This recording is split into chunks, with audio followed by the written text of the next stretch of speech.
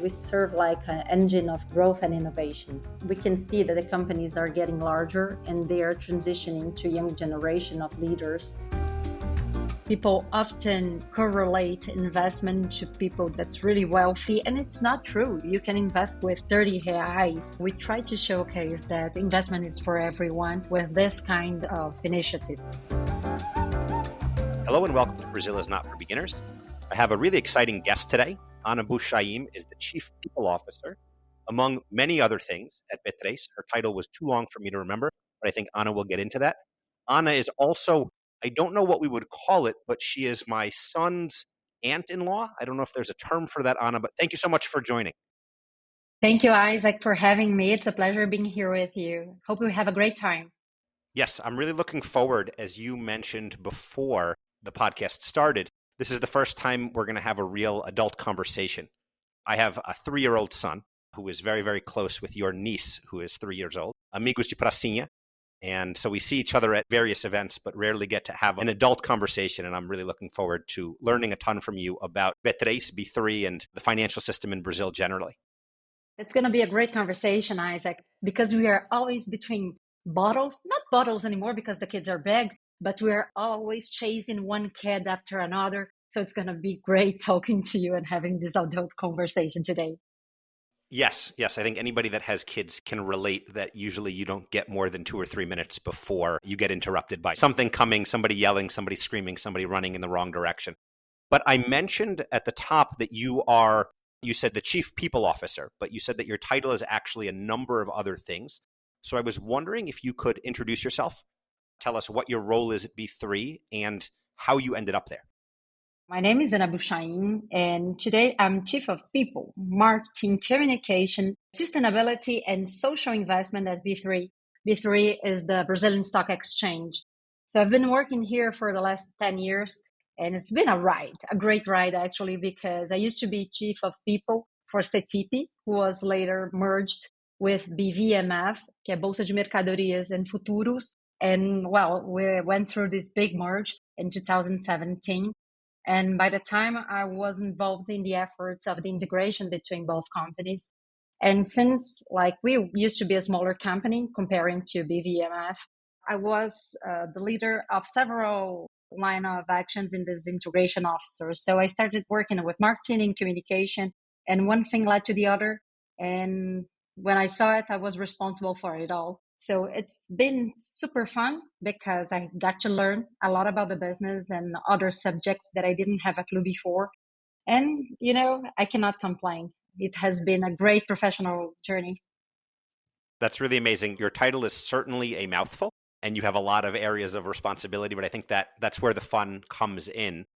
Can you talk a little bit about what exactly B3 is? So there's 3 Bs. I know that. So if you could talk a little bit about that, that would be great. So the 3 Bs come from Brasil, Bolsa, Balcão. Brazil, obviously, it's for Brazil, our country, and we see ourselves as the Brazilian Stock Exchange, therefore Brazil.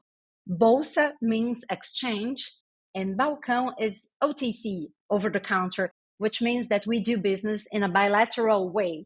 So business that are not end-to-end. For instance, if you buy a stock, any buyer of the stock buy from any sellers. And sellers. So you have a market is from many to many. And in Balcão or OTC, you have one-to-one bilateral deals that happens inside our dealing environment. But if you see, B3 means that we are much more like a marketplace between companies and investors. And what we do, we facilitate trading in financial assets like stocks, ETFs, BDR, derivatives, and we do play a significant role in fixed income segment as well. So this is a little bit about B3, but it's super different if you're going to think about NASDAQ, for instance, or CBOE. We do have a vertical model that's different from the US. So it's hard for Americans to compare what we do to what you're used to have, like the stock exchange. That makes sense, and that's actually my next question. So kind of the way I've understood it is B3 is the stock exchange. You have the Balcão, so the over-the-counter as well. But one of the things that we talked about offline, and that is going to be a little bit new for me as well, I'm learning as we're talking here, is B3's unique structure. So can you tell me a little bit about, you just mentioned it's different from the NASDAQ, or what somebody in the US or Europe might think of when they think of their stock exchange. So can you talk a little bit about how that structure is different and how it compares to other exchanges globally? You also mentioned at the beginning that you were there for the mergers, right? So B3 didn't start out as all of those entities, but has evolved over time. So maybe that can also factor into kind of how the structure is unique. Actually, we are like 130 something years old. And it's fun to think about it because we are like a tech company, we can say about that. And we are always in the vanguard of things. But we are an old lady. We are like 130 because we come from lots of mergers along the way. So we started with Bolsa do Rio and then Bolsa de São Paulo and lots of mergers along the way until we merged with CETIP. And we like to say that we have like a vertical model of doing business here because we provide a complete range of services that walks around the exchange business. For instance, we include trading, post-trading, and asset depository. And this is not really usual in the stock exchange around the world. So we are going to go to NASDAQ, for instance, you're going to have like trading, and then you're going to have the settlement somewhere else. If you want to buy stocks here in Brazil, you have to do it through a brokerage firm or through the bank. You cannot come here in B3 and knock on our door and say, okay, I want to buy like 10,000 reais in B3 stocks. You cannot do that. You have to do through a brokerage firm. So it's kind of different than you are used around the globe, but it's a very well-established model since we are doing all the steps of a trading. And then we have the chance to serve our customers in different parts of their journey as well. So it's different, it's more efficient than other stocks, and it puts us in a position when compared to others that's really, really good, especially when you think about contracts that are traded here. So we do have like this multiple assets, multiple services in a single platform. And that's super interesting to see and to work with. That is interesting. And one of the things that is interesting about B3, so obviously, if a foreign investor is interacting with it, or a local investor that's kind of making the decision to go through a brokerage is interacting or buying stocks, they know they're interacting with B3 in some respect or another. But there's also a lot of structured investments, particularly in Brazil. People have the poupança, or they may invest in the CDB or various other things, these money market accounts that, from my understanding, are also related to B3, but it's not a household name in the same way. So, I, again, as anybody that listens to this podcast knows, I'm American, and, I'm used to, buying stock on the NASDAQ, or, having my investment accounts, interacting with the stock exchange, New York Stock Exchange, maybe in that way. But here you have your savings accounts, and B3 isn't the household name that the New York Stock Exchange is in the US. And so can you talk a little bit about that and the role that B3 plays as an institution in Brazil behind the financial system? Well, that's a very good question, Isaac, because, for a brand perspective, this is the biggest challenge that I face. If you're close to B3, you understand what it is, you understand the importance of it, and you reckon the role that we play here. And we are offering like a very good service, and we are seen in the financial market as the party that's, how can I say that? But we do not have vested interest in the investment that you're going to do. It differs from a bank and a brokerage firm where they're going to be paid depending on the kind of investment that you choose to do. And I'm an independent part of it. So we are seeing like that for people that relates with us. But if you're not close to our business, well, we're going to go under the radar. It's going to be totally stealth mode for you. So this is like a really, really, really great challenge regarding to branding. So what we try to do is try to show that we are in the everyday life of the Brazilian, and actually not only the Brazilian, but the foreigners as well. So if I could say, like, we are the backbone of the banks, we are the backbones of the financial system, because as you mentioned before, your whole life go through B3. We provide safety for the investors. We are making sure that your money is assigned to your name, and whenever you invested is safe around here. So it's our purpose, actually, the reason that we exist is to provide a better financial market and a better economic environment for people to thrive. That's what we say in our purpose. Actually, we state like that, for people to thrive. That's amazing. It is a branding challenge when you're not kind of the household name, but I think it can also open up different types of opportunities, I would imagine. I don't know if you could talk a little bit about how you approach that, kind of maintaining that balance of being an infrastructure provider, but also being in everybody's life every day. So I don't know if there's anything you can talk a little bit more about how you approach that area.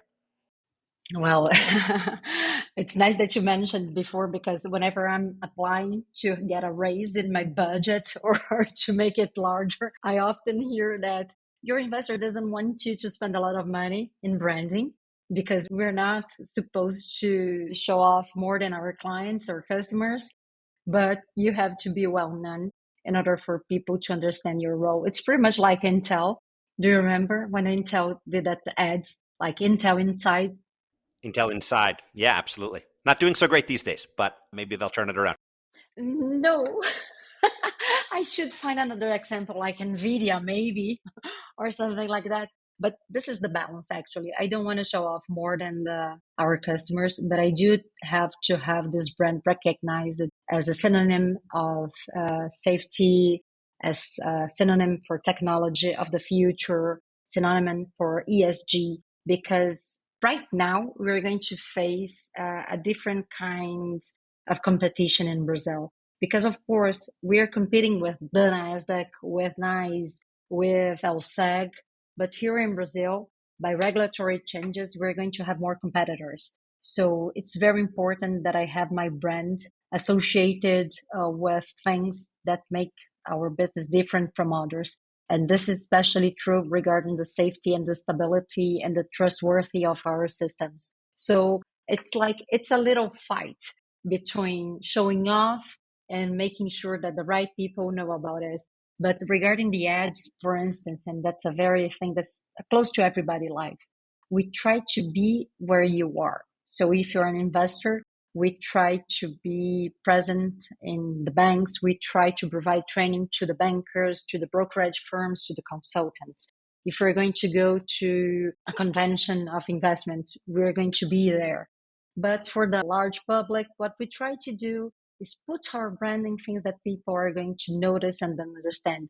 So, for instance, we do have an investment site that's called Bora Investir. Oh, let's invest, or something like that. Free translation to English. The idea behind that is to make investments accessible to all. People often correlate investment to people that's really wealthy, and it's not true. You can invest like with 30 reais, and for the Americans around $6 or $5. So this is pretty much a token for the American. So you can do it here. So we try to showcase that investment is for everyone with this kind of initiatives. We are on TikTok. We are on Instagram. I do have a podcast to talk about investment. I was going to mention the podcast. Yeah, we'll get to that part. So these are like creative ways that we do not spend too much money and try to be close to our customers.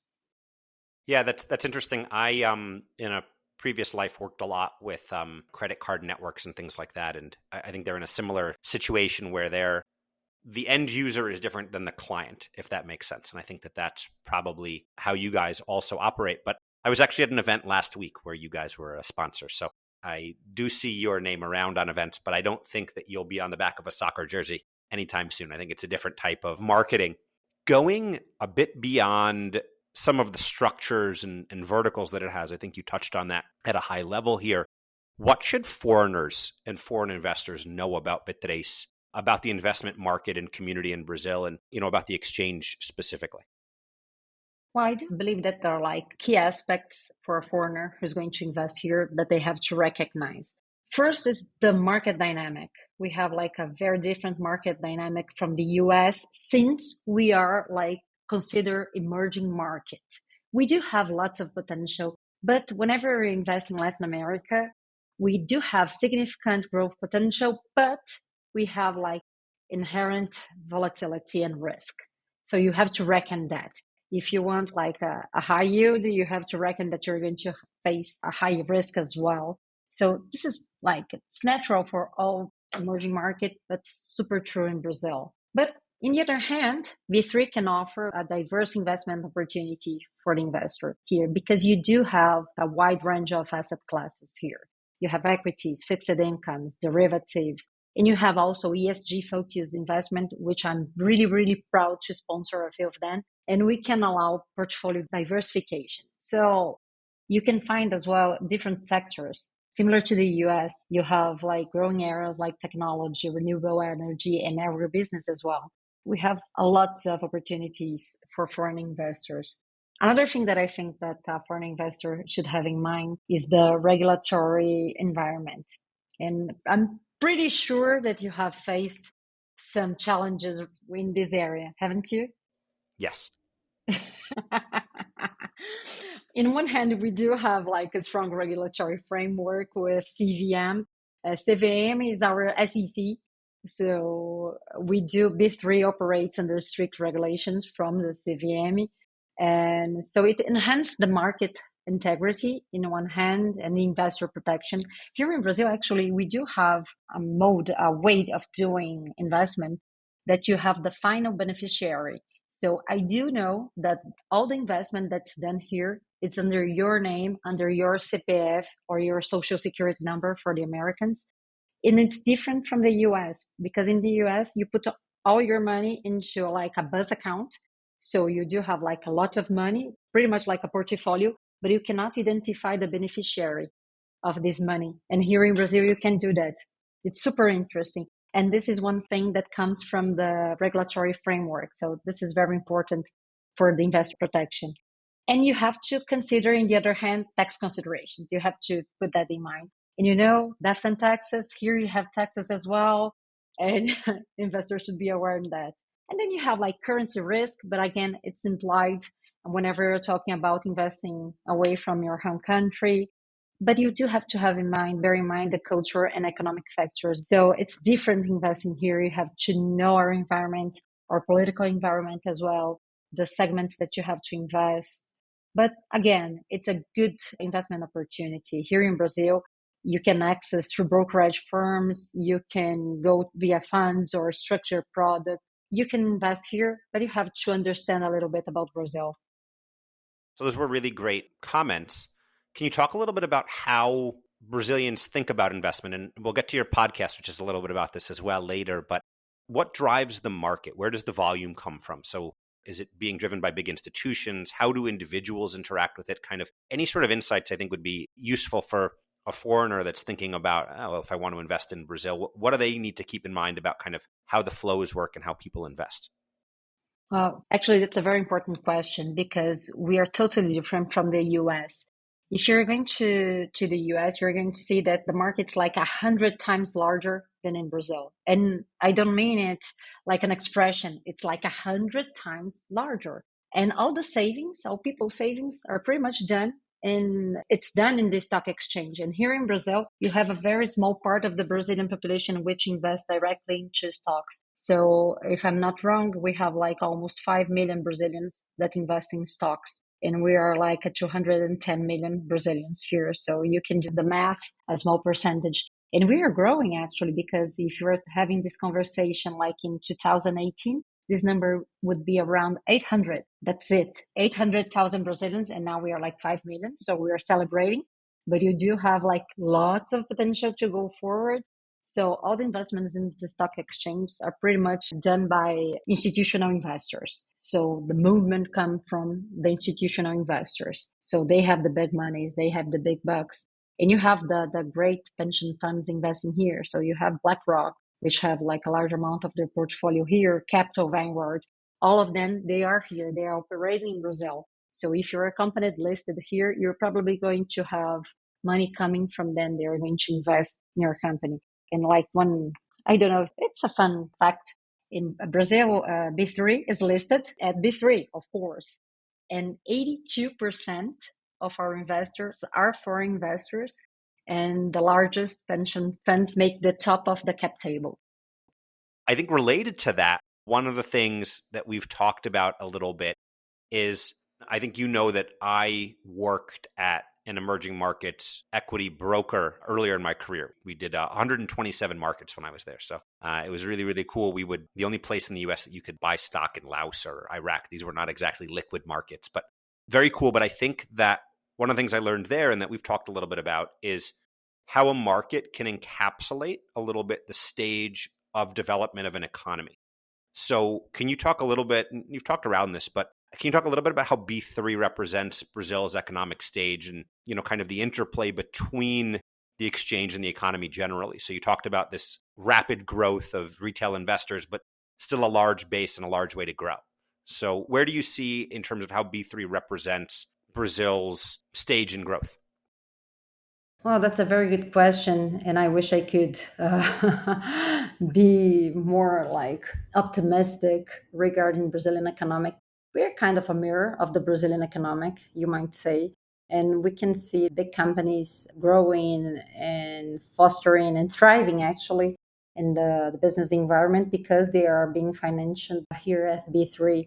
And we do reckon that we play a crucial role in the Brazilian economy. We serve like an engine of growth and innovation. We can see that the companies are getting larger and they are transitioning to a young generation of leaders. And we are seeing how things are going and things are changing. And actually, in the way that family business are turning out to operate and expanding. They're getting more professional. So we're seeing this new generation of business leader being more open to modernization and the adoption of corporate governance. And I think this is key here. B3 is a house of governance. You might as well say that because to be listed here, you have to have a very high standard of governance and governance practice well established here to attract external investor. So we're seeing management being professionalized. We are seeing accountancy being more transparent and people seeking capital through listing in B3. And actually, we're also seeing some companies that went abroad and were listed abroad and they are coming back here to Brazil because they have like a huge range of benefits being here. Like they have greater visibility compared to the US because here you're being analyzed by researchers from Brazil that understand how we play, how the business is played here. So you can access deep pockets of money and they have access to a broader investor base. And actually, they have the ability to raise funds at lower cost here. So we can see B3 reflect our country's stage of economic development. And we do have like this role of intermediating. When you have like economic stability with fiscal and monetary policies well established, B3 tends to thrive.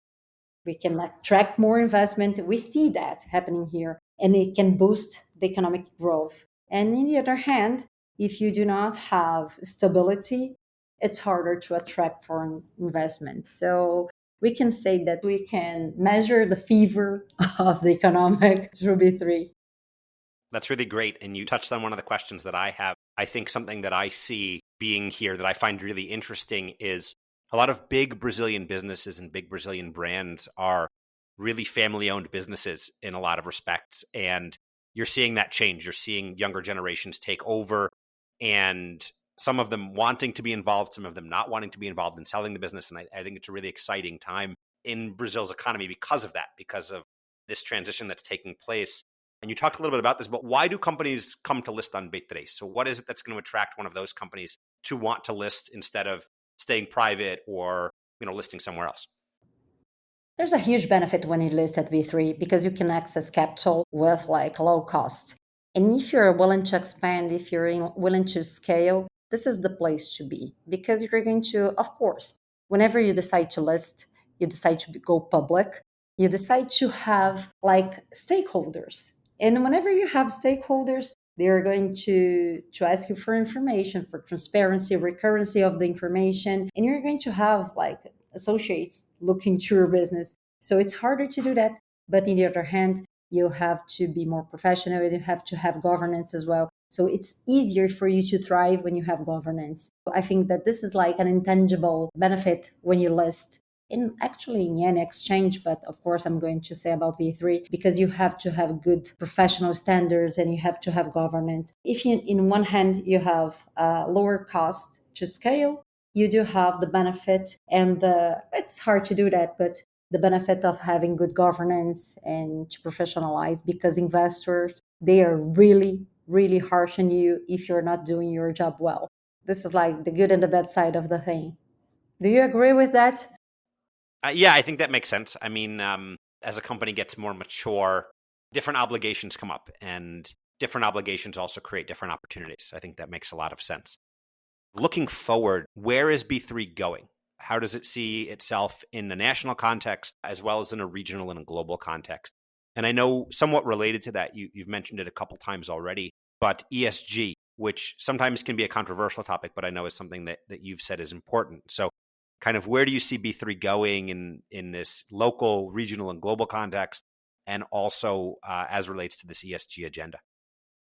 Perfect. First, where we see ourselves in 5 years from now, if you compare ourselves and the stock exchanges around the globe, what you're going to see that they are following different paths. Some of them are looking to be a tech company. So if you're going to go to the Nasdaq, they are a tech company. You can say that about them. But if you go to the LSEG, for instance, you're going to see they are trading data, and that's it. So the profit line that they have, the largest one or the fast growth is data. So we're going to go to both of them. We see ourselves providing technology to other companies or their exchanges, and actually to the asset managers, or like to be the middle or back office of banks, brokerages, or assets. We see ourselves doing this and playing this role. But we do see ourselves selling data and selling more than data analytics, indexes, or creating information and offering information to the financial markets so they can trade better than they do right now. We can see that as a really good profit pool in the next years to come. Of course, we have invested in that. Recently, we bought two companies, different companies, one called Neurotech and the other one called Naui, that are specialized in data solution in various segments like credit, health, marketing, sales. And we do believe that this profit line is going to grow a lot in the next few years. And you mentioned about ESG. I think that's a really important thing to say, because probably in the US, what we've seen is a kind of backlash, but it's much more correlated to a political environment rather than idea itself. Because if you are like a business owner or an investor, what do you want? You want this company to thrive, to be big in the long run, to go well, to do well to the environment as well. Not the environment, I mean only the environment, but everyone that's around it. You cannot thrive in a place that's not thriving. You cannot sell if your air it's unbearable to breathe. We're seeing this right now in Brazil. I don't know if Americans are aware, but the air here is really, really harder to breathe. So companies are not going to foster or be well or thrive if they're not inside an environment that is good for people, for the earth itself, and we have to be responsible for that. I think that when we compare like two economic thinkers, it's important to put them side to side. For instance, Milton Friedman used to say that the business of business is business. And it's a very important statement that is confused that like you can do whatever you do and the externalities won't count to your business. And this is one way of thinking. But I rather think about what John Nash taught us, that the best solution is not the best solution for one, but the solution that's good for all, even if it means that's a suboptimal solution for one party. So we have to think about the whole. And this is what ESG is about. So forget about the political abysm and polarization that we are facing right now, not only in the US, but here in Brazil. What do you rather invest in? A company that's going to thrive in the long run, that will treat their employees right, the customers right, that provide like a better environment for all? Or are you willing to invest a company that is kicking the butts of their employees, that don't give a damn about the customer information? Well, I know what I like to invest. So this is what we believe here at B3. But we're not being activists and say, yeah, come on, you have to believe in this agenda. We're just asking companies to showcase what they are believing. And if they do have good ESG practices, that they show. And if they don't, that they explain. So this is like a mechanism that we call comply or explain. So if you follow the ESG rules, showcase them. Show to your investors, show to your customers, show to everyone. But if you don't, just say why you do not believe in ESG And the choice is your investor choice, your customer choice in the end of the day.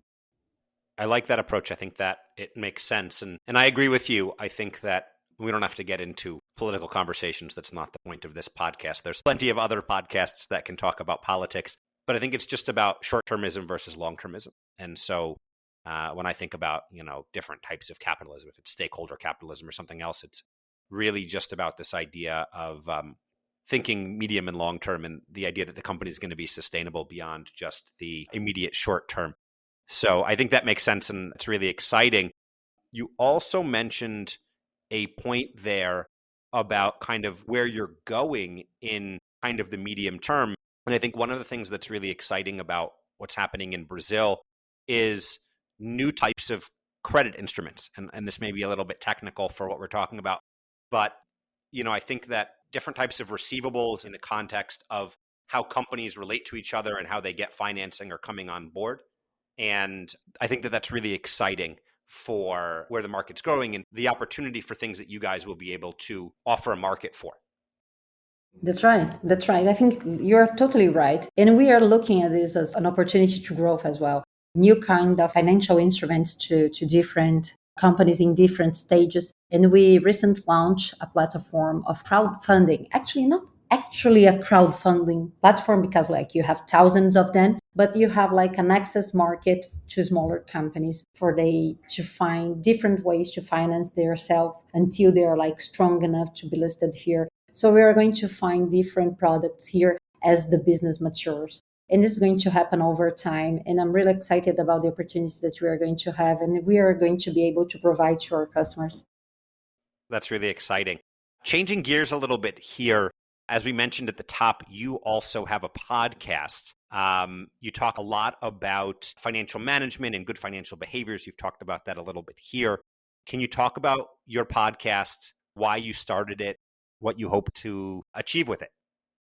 Well, that's great. Our podcast is called O que tem na sua carteira, which means what's in your wallet. And it comes from the idea that, we as women, we are used to be asked, what's in your purse?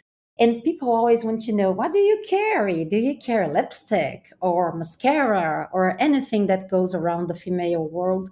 And we are fed up of that. So we decided to go to a different side of the thing, but to ask women, really interested women, what do they have in their wallet, what they are investing. And we started with the idea, and I co-host this podcast with Manuela Bordache. Manuela is the founder of a fashion content platform that's called Still the Look. And she's a super engaged woman. And we decided to do that, trying to target and understanding how women invest. But then we found another thing that was way bigger than that. We found the women which were leaders, big leaders in their fields, entrepreneurs, and they tend to tell us the relationship with money, how they organize themselves, how they lead their company. And it's everything, it's intertwined between their personal and professional stories. And we go through the life of these characters and we learn a lot with them. So we decided to do 8 podcasts or 8 episodes, but then we are in 44 right now because it's way better than we thought. And in the end of the day, we are seeing how women support each other and how the economic environment can change if we have women in the workforce very well dedicated and pro-business. It's been amazing. I have to tell you, it's been a journey it's amazing to get to know the stories. Yeah, it's a lot of fun to do this, actually. If you're willing to put in the work and find interesting people, you learn a lot. And the conversations, I don't know if the right word would be addictive, but it's a lot of fun to have these types of conversations. You learn a lot from them.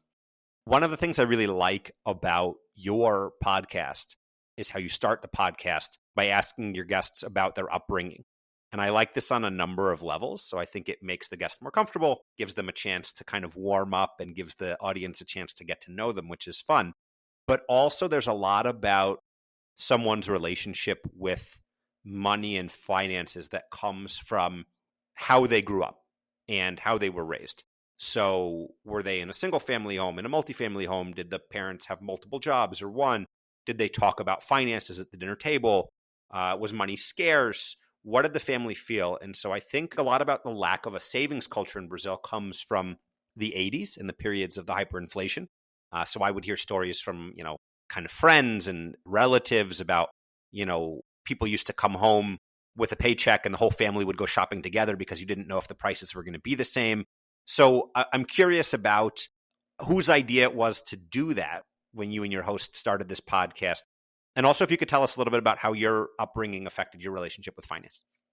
That's a great question. I think that it was Manu's ideas, and she had it because the context matter. If you do not understand the context, Isaac, you're going to put yourself in a position of judge the other people decision, and it's not a very nice place to be, because you don't want to be judged by your decisions. Of course you do not want that, and we are not willing to judge the other woman choice, the woman that was in front of us. So she decided to ask that. And in the end of the day, we established our whole podcast around this question because context matters. So, for instance, one of our interviewees, she was born in a very wealthy family. So for her to manage her allowance was a very important thing to do. Whereas the other one was born and raised in a favela. And she told us that she didn't have anything to eat. Of course, these two ladies are going to invest in a very different way. So you have to understand the context. Regarding myself and the context that I grew up, the money was scarce, like most of the families in Brazil. And I was born in 78. So, of course, I am a child that was born and raised during the hyperinflation. So I recall go and buy all the food that you can buy whenever my dad got a paycheck and my mom got the paycheck in order to have food until the end of the month. And one thing that I've learned with them is do not depend on anyone. Do your job, work hard, and make sure that you have your independence so you can do whatever you want to do and be in partnership with whomever you want to have. So, of course, this have consequences and unintended consequences, of course. But I like the way I am and I like the way that I treat money. I think that you have to work hard for money and you have to treat it well. Otherwise, it's going to go away. So this is pretty much like a value for me. I don't know if you agree with that and how it was for you, but this is the way it is for me. Those are wise words. On my end, I grew up middle class in the US. So money wasn't scarce, but we, weren't taking ski holidays to Europe every year either. My parents were immigrants and we never went hungry, but I know that there were times where they had to sacrifice. And so I think it was that immigrant mentality that stuck, which is very common for many Americans, of kind of seeing the work that your parents put in and trying to respect that. So I probably less scarce on my end, not tremendous abundance, but certainly respect for hard work and the importance of bringing in money. And I really like your comment about context there, because I think that is really important. It's easy to look at something and not understand why somebody made a decision, particularly kind of monetary decisions in Brazil, where sometimes they can seem very questionable, but you don't have the context for them. And so my startup, as people that have listened to this, is called Teddy. And I always remember, big Teddy Roosevelt fan, which is where the name comes from. But I also remember learning in my history class something about, I think he was the Secretary of the Navy, and he was very much promoting the Navy at the time. And then he became president and stopped funding the Navy because what you think is depending on where you sit. So when he was responsible for the Navy, he was obviously trying to get a lot of funding. And when he wasn't responsible for it, or there were other priorities, he could think differently. So I think the context really matters for those types of things. Heading towards the end of this, and I really appreciate all the time you've spent with us, what does the expression Brazil is not for beginners mean to you? Well, actually, the phrase is attributed to Maestro Tom Jobim, for those that doesn't know him. And he's the one that sings Garota de Ipanema. And he's one of the main figures in Brazilian music. He's got lots of great quotes, full of great quotes. Exactly. And I love this one. And I think it refers to the complexity of the Brazilian society. We are like an amalgamation of people here. We have our own culture and characteristic. And it's like a super mix of people. You're going to find it here. So we are a country like with continental dimensions like the US. And, we have very large distance, but we are close when we talk about our country. And and you have subtleties and you have contrast, and we are a unique and fascinating country. And I love being here. I don't think that I would trade. I have the chance to live in the US and I've been there lots of time, and I really love the US, but I don't think that I would trade because we have a huge potential. We like basic infrastructure. We do. We like development. We do. but we have a powerful, innovative economy and community. And I think we can provide great solution to the world. Yeah, I think it's a real country of opportunity. And another quote that's come up here on a few occasions and is also a famous Tom Jobim quote is "Lá fora é bom, mas uma bosta. E no Brasil uma bosta, mas é bom," which translates to abroad is nice, but it's kind of shitty. And Brazil is kind of shitty, but it's also really nice. And I think that ties into the complexity and the opportunity and the energy that you feel in some of the places here. So I definitely respect your comments there. Following on that, and the other question that I always like to ask my guests, are there any Brazilian habits or expressions that foreigners don't seem to understand, or when you go abroad, you do them and they're like, what are you doing? What doesn't make any sense? So is there any context that you can give to Brazil and Brazilians for our foreign listeners? I was like eager to answer you this question because I believe that the list is huge. There are like lots of expression of things that we do that does not make a sense to anyone else. But one that I love, one habit that we have is going to Brazilian bakeries because you can find everything there. You're going to find battery and you can find like a whole meal over there. And there's like one thing that I love that when I lived in the US, I didn't find anywhere and I love. It's coffee with some milk, like pretty much like a latte, and bread with like lots of butter, but really heated up. And the chapa, I don't know how to say that, pão na chapa. And it's amazing thing. Americans, I beg you, please, whenever you come here in Brazil, go to a bakery, order a média and one pão na chapa. You're not going to regret. And another thing that I think that represents Brazilian a lot, it's vamos combinar de marcar. And translating is like, let's arrange to set up a time. It's pretty much like that. It's close to that. But it happens when you run into someone and, of course, you had a good time with this person and you say, we need to see each other more often and let's try to meet, but you're never going to meet. It's just a promise that hangs in the air and you're not intending to schedule, but you say that just to be nice because you miss that person and you really wanted to do and to be around this person, but you're not going to in the end of the day. So I think it's a fun thing to say. Vamos combinar de marcar. Yeah, vamos marcar gets abbreviated. I think that's a great one. That one's come up a few times on here. I just translated as see you around at this point. I think when I first lived in Brazil, as I've said, people would say that to me and I would like, okay, let me get your number, let me reach out, try to see you. And eventually I learned that it's just them being nice and saying, see you around. Like next time I see you at the padaria, we'll have coffee again. But we're not actually going to get together. And also a big fan of the pão na chapa. There's a great bakery. There's a few of them actually near me that I'm sure you've been to. But definitely something that is uniquely Brazilian is, like you said, a média and a pão na chapa. But Ana, thank you so much for joining us. This was a ton of fun. We'd been talking about this for a while, so I'm really grateful that you came on and spent this time with us. How can people that are listening reach you if they want to learn more about B3 or about investing in Brazil? You know, we mentioned your podcast, but where should people look to find you, to hear from you, to connect with you? So first of all, thank you for having me here. So sorry about my broken English. Sometimes it sounds weird, but I'm pretty sure that everyone can get it. So people can find me at Instagram at Ana Buchaim. It's ANABUCHAIM. People can find B3 at B3 Oficial and on LinkedIn, B3 or Ana Buchaim. It's going to be a pleasure meeting everyone there. Yes, absolutely. I hope people reach out and engage. Thank you again for joining us, and thank you everybody for listening. Thanks again for joining us. This podcast was hosted by me, Isaac Matzner. It was produced by Amanda Villela and edited by Veronica Medina. You can find more episodes on Spotify and Apple Podcasts, as well as on our Substack page. We love feedback, so please feel free to reach out to us on social media or via email at Brazil4beginners@gmail.com.